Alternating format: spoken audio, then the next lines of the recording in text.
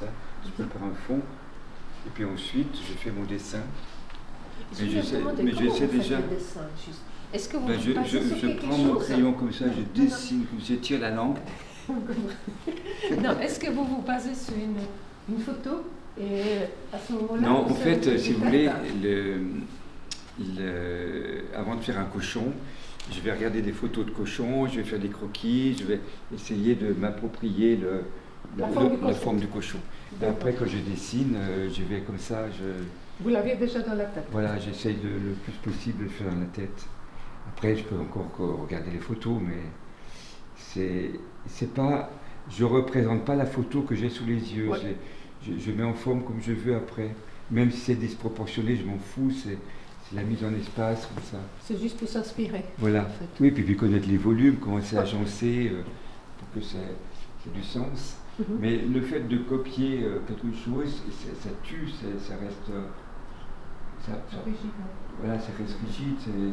Et là, on est dans le mouvement, dans la gestuelle du dessin, du bras, etc. Et puis, oui, c'est vivant, quoi. Et ça, après, vous faites au pinceau. Mais après, là, on parle de dessin, mais moi, je dessine directement à la peinture, même. Je fais. Après, bon, ça dépend. Je dessine aussi au fusain, mais je garde le fusain, comme là, vous voyez. Donc là, en fait, c'est le fusain.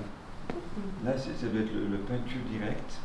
Ou peut-être qu'il y a dessous un peu de fusain, je ne sais pas trop, et puis un peu là où il y a des traces. Mais vous voyez, il y a du repenti, parce que par exemple, j'étais là, et puis après, du coup, je suis remonté.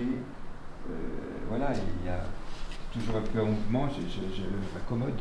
Parce que après, vous faites en rouge et ensuite, vous enlevez la peinture. Non, c'est tout en direct. Non, je maîtrise tout en même temps. Non, je n'enlève rien. Je fais les. Je me demandais comment. En fait, si vous voulez, là, je savais que j'allais faire mon cochon, donc je voulais quelque chose qui reste pas trop de rouge, pas trop de fond. Donc, mais en même temps, le fond, pour moi, il fait partie d'un tout. Si vous voulez, c'est une peinture qui est un peu onirique, de rêve. Donc, dans le rêve, les choses ne sont pas fixées, c'est toujours des choses en mouvement. Puis il y a des couleurs qui apparaissent, vous voyez. Donc j'essaie d'être dans cette atmosphère-là, de pas être dans c'est pas un espace de perspective albertienne ou voilà. Je crée un univers, et parfois c'est le support qui me donne l'idée du dessin, ou vice versa.